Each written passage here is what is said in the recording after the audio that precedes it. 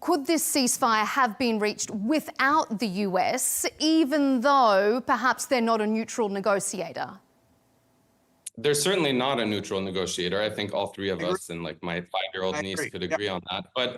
But Alan, I don't think that they could have, to answer your question, because the U.S. is integral to this entire genocide. And Alan, like I was saying, let's talk about what's happening in America and why perhaps the U.S. is unable to be a fair broker for peace. I mean, how do you explain a nation so eager to gut its own freedoms, as we've seen them do in the recent, weeks, on behalf of a foreign state whose leaders have not only an international arrest warrant out for their war crimes, including starvation by the ICC, but how do we explain Columbia University, my alma mater, where I also was an adjunct professor for several years, turning students over to ICE to deport them without charge, without charging them with a crime? I mean, Mahmoud Khalil, a Palestinian, can I finish?